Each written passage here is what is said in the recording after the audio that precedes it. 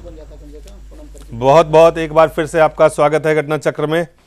और भारतीय प्रेस परिषद के अध्यक्ष जो मार्कंडेय काटजू साहब ने कहा है कि टेलीविजन चैनलों पर अर्थव्यवस्था, गरीबी, बेरोजगारी, किसानों की आत्महत्या जैसे वास्तविक मुद्दों पर ध्यान नहीं दिया जाता है। बजाय इसके दर्शकों की संख्या बढ़ाने के लिए फिल्मी सितारे, क्रिकेट, ज्योतिष को जरूरत से ज्यादा कवरेज दिए जाने से वो काफी नाराज हैं। हमारे साथ दोनों वरिष्ठ पत्रकार हैं।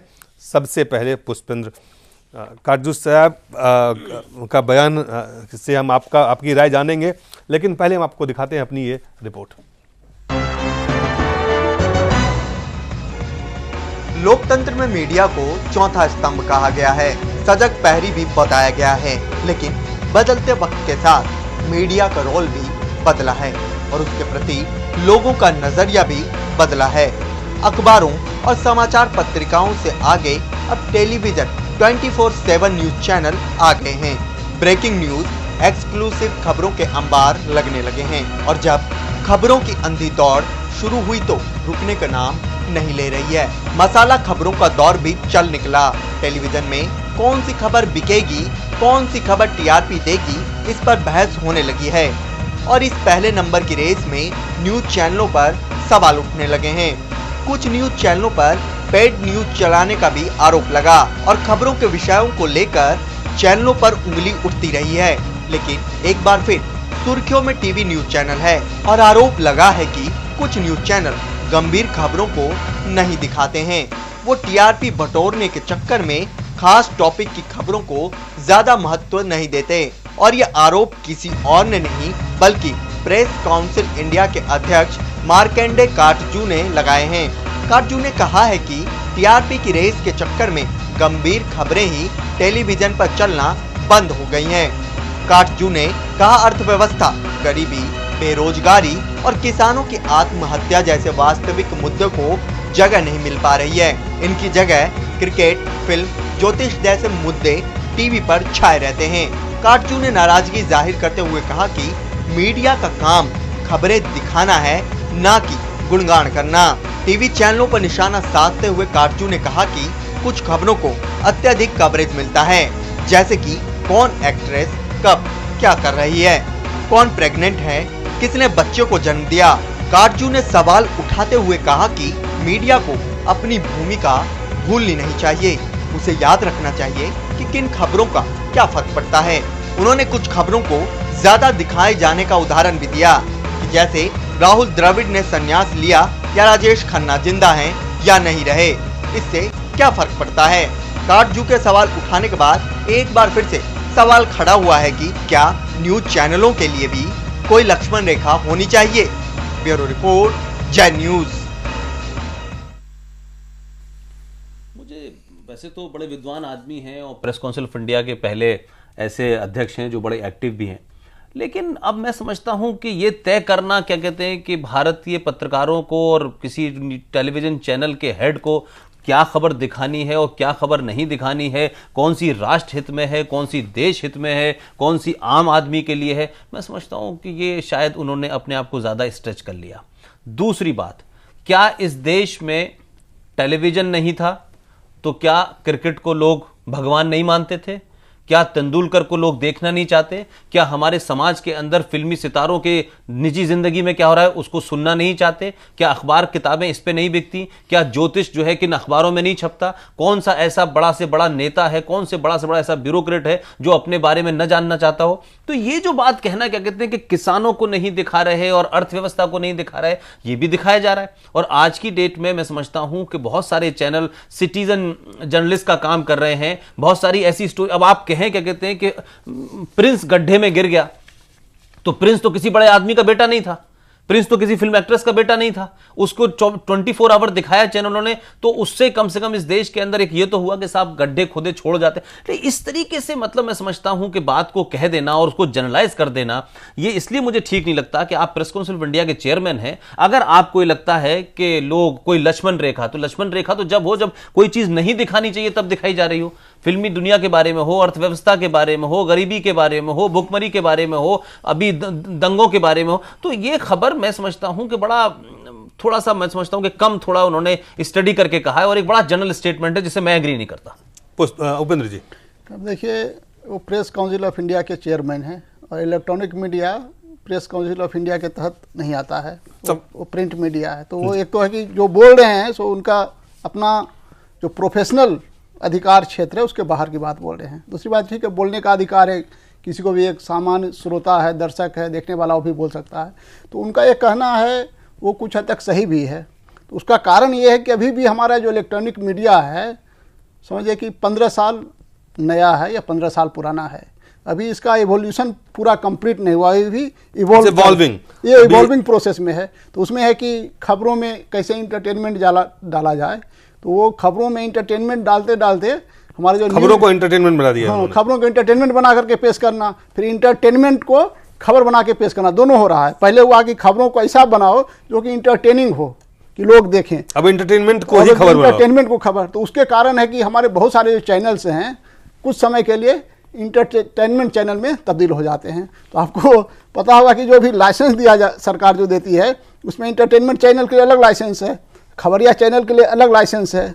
उसमें कहा जाता है कि हम करंट अफेयर्स न्यूज़ के लिए ले रहे हैं लाइसेंस, एक है इंटरटेनमेंट के लिए ले रहे हैं। तो एक तो कहीं कहीं तो आपको वो जब सरकार टेक्निकलिटी अलग अलग दे रही है, आपको खबर के लिए दे रही है, तो फिर खबर की जो चैनल है उसको इंटरटेनमेंट चैनल क्यों बना रहे हैं?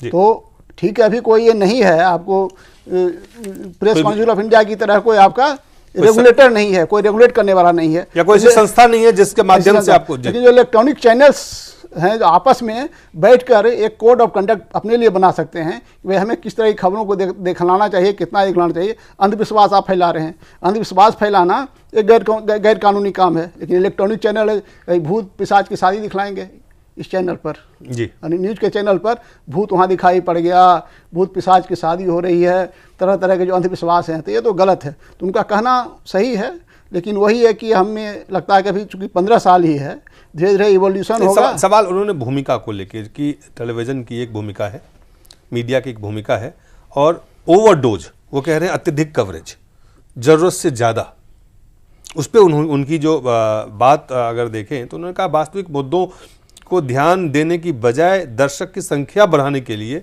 ये काम अत्यधिक कवरेज जो दिया जाता है उससे वो नाराज है। दर्शक की संख्या बढ़ाना भी तो जरूरी है।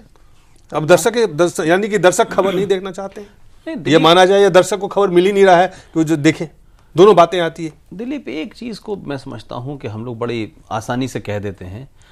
पहली बात तो मैं ये पूछना चाहता हूं, इस देश में अखबार निकालने वाले, टीवी चलाने वालों से सरकार ये पूछती है कि भाई आप किस लिए चैनल चला रहे हैं, किस लिए आपको ध्यान आया कि चावल बेचते बेचते सडनली आपने कहा कि आज हम चैनल निकाल देते हैं। वो जो आदमी प्रॉपर्टी डीलर है, वो जो बिजनेसमैन है, बहुत सारे लोग 80% नॉट ओनली टेलीविजन, अखबारों में भी बहुत सारे बिजनेसमैनों ने अखबार निकाले, और उनके लिए अखबार इसलिए जरूरी था कि वो ये जानते थे कि इस देश की ब्यूरोक्रेसी, इस देश के नेता अखबार से डरते हैं। जो लोग आम बात से नहीं समझ में आता है उससे अखबार से निकाल लो तो मामला बन जाता है। मैं ये पूछ रहा हूं कि एक मेडिकल की दुकान, एक दवा बेचने की दुकान वाले को बी फार्मा का सर्टिफिकेट लेना होता है और बगैर उसके उस आदमी को दुकान खोलने की इजाजत नहीं होती। इस देश में मीट बिकता है, उसको भी एमसीडी मोहर लगा के देती है कि ये जो मोहर लगा जो मटन है यही आप बेच सकते हैं। लेकिन इस देश में अखबार निकालने के लिए कोई कोड ऑफ कंडक्ट नहीं है कि आप क्यों निकालेंगे, आप भट्टे का काम कर रहे थे, आप ईंट का काम कर रहे थे। बुनियादी तौर से जो चीजें आप देख रहे हैं कि वो नहीं, जो मैं बात अपनी प्रूफ करना चाह रहा हूं वो सिर्फ ये है कि एक आदमी जब इस मैदान में कूदा तो उसने ये नहीं कहा कि मैं क्रांति लाने के लिए कर रहा हूं, मैं अपने दायित्व निभाने के लिए कर रहा हूं। आप समझ रहे हैं कि दायित्व निभाया जा रहा है। आज से 50 साल पहले जो पत्रकारिता होती थी वो बिजनेस रेवेन्यू कमाने के लिए नहीं होती थी। आज टीवी चैनल जो है उनका खर्चा ही एक दिन का लाखों करोड़ों का है, उसको वो कहां से भरपाई करेंगे? जो कुछ आपको नजर आता है कि यहां भी रिपोर्टर पहुंचा हुआ है, वहां भी रिपोर्टर पहुंचा हुआ है, यहां से भी लाइव होगा, उसकी उस गणित में जाएं तो ये कहना कि सिर्फ वो खबरें दिखाएं जो राष्ट्र हित में है या अत्यधिक, तो टीवी चैनलों को सस्टेन करना है, उनको जनता अपनी गिनती भी बढ़ानी है, उस गिनती के बढ़ने से उनको रेवेन्यू मिलता है, विज्ञापन मिलता है, उससे ही उनका खर्चा चलता है।